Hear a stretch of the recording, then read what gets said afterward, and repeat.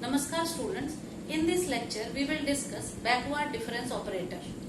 The backward difference operator is denoted by this del, reverse del. We read sometimes it as del also. So this is the notation for backward difference operator, and for forward we use like this. So here we have the backward difference operator. So again what we assume, we have the equally spaced values of x called arguments, and the corresponding values of f are also given, called entries.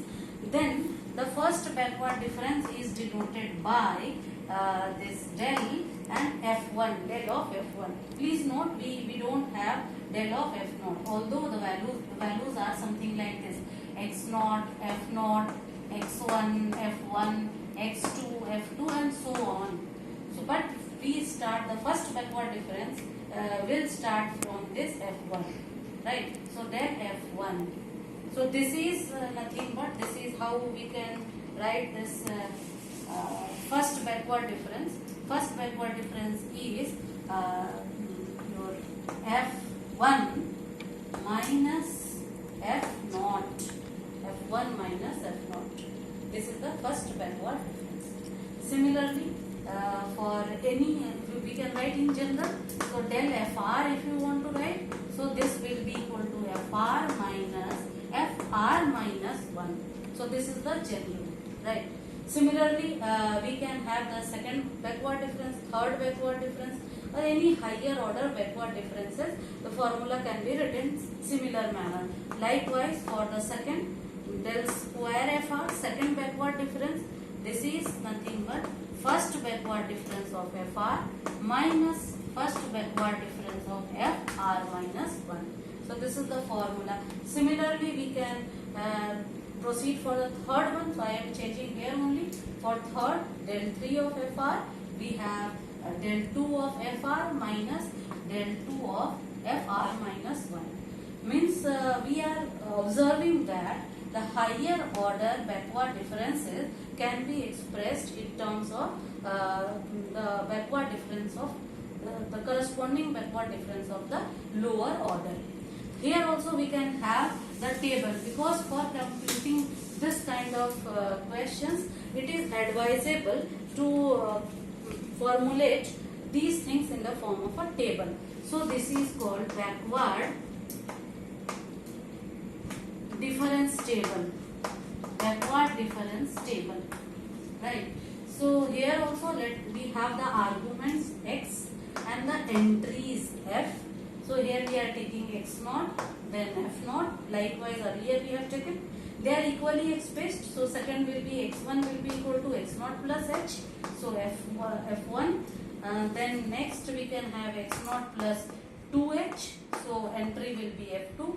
And x0 plus 3h, so entry will be f3. Likewise, it will depend on how many data points you are given. Corresponding, accordingly you can take these values of arguments and the entries. Now for making this backward difference table, so first backward difference del f, it is something like this. So here how we can write, again in between the two, as we did for the forward difference. So but here the formula will change. So this will be, see, in forward difference it was del for f0, but backward difference will start from f1. So this is the major change between forward difference and the backward difference. So we have the first backward difference starting from f1. Now again similarly in between the two we will write. So first backward difference of f2. The difference of these two will, in between the two we will write. So first forward difference of f3, and so on we can write likewise, right?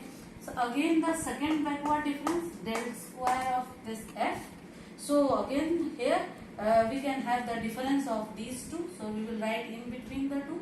So we will write the second del square of here we don't have this f1, right? So we will have first second backward difference will start from f2. So del square f2. So again for these two we will del square of f3. See, for first backward difference, we didn't got for F0. Similarly, for second backward difference, we didn't receive for F1.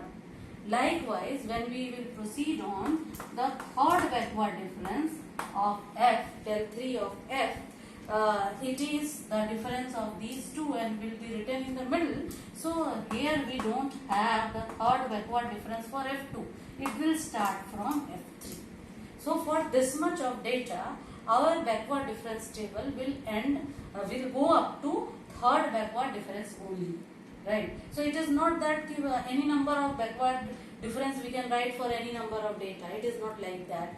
We have the restrictions up to how for this much of data we can go up to there only. We didn't have other values, so we cannot take the difference and find the fourth backward difference for this data. Right, so this is the backward difference table, and for this kind of problems of difference operators, it is better to go by the table, because whenever you are going to do the questions, these values will be given, and using your calculators or whatever it is, you need to find out this. But you need to very well understand the difference between the forward difference operator and the backward difference operator. It seems like they are same, but slight change is there. So this is the thing in the backward difference operator. First will start from F1 instead of F0. Second will start from F2 instead of F1, and third will start from F3 instead of F2, and so on it is. And one more observation is that the differences lie along the straight line here also, but it is sloping upward. We can say that it is sloping upward. You see F1, then it is sloping upward.